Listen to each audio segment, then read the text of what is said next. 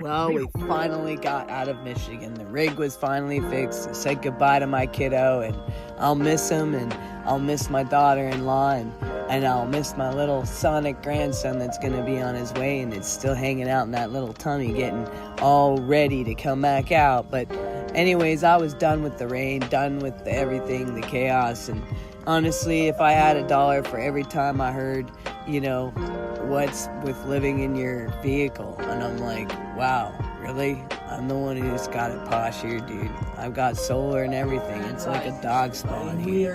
But anyways, we've landed in Illinois. We can't be happy if we're out of the lake. Can't complain. Dogs outside and see who we got going on out here. Oh, we got Zena and London. They're anticipating a nice swim this morning. We're gonna go for a swim this morning, you guys. They love to go for their swim. So, there was a hidden lake in Illinois, and y'all, the water was so peaceful, I almost forgot Michigan even existed.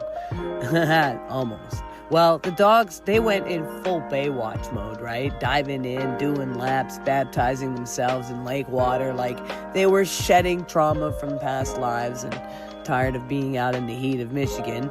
I just sat back trying to relax, pretending I wasn't, low-key Googling, can lake water fix burnout and soul fragmentations?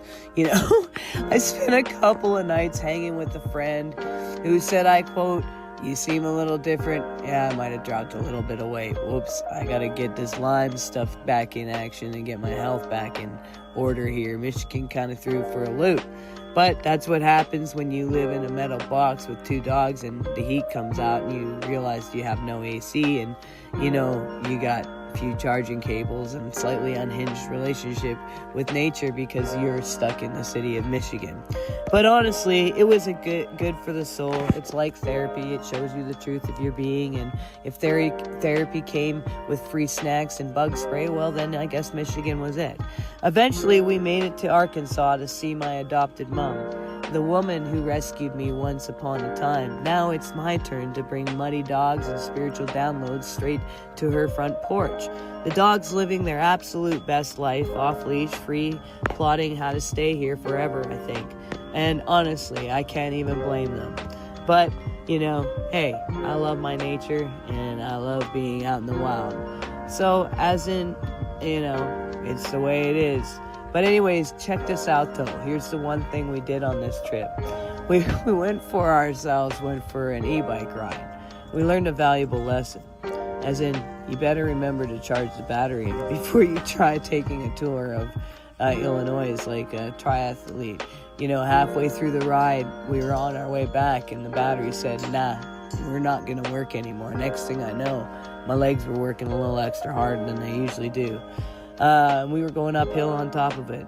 So in the sun, I'm out there pushing about 60 pounds dead bike with my friend on the back looking at me like, hey, so can we go any further? But thank God, literally divine intervention. My friend's sister comes and shows up in a pickup truck and like a country angel with AC, but I just hopped in the back with the bike and I was thankful. Lessons learned, charge the e-bike or carry snacks or a flare gun or something. But here we are, we went from Michigan misery to Lakeside luxury to Arkansas family time. And this trip has basically been one long therapy in session disguised as a road trip. The dogs are healed, I'm mostly, and nomadic life, it's not about escaping. It's about becoming so untethered that even your trauma needs a map to find you. Well, that's the good thing about that. So make sure you hit like and subscribe, and hey, share this to someone. I'm sure this would cheer up someone out there. Take it easy and have a great day. We'll see you next time.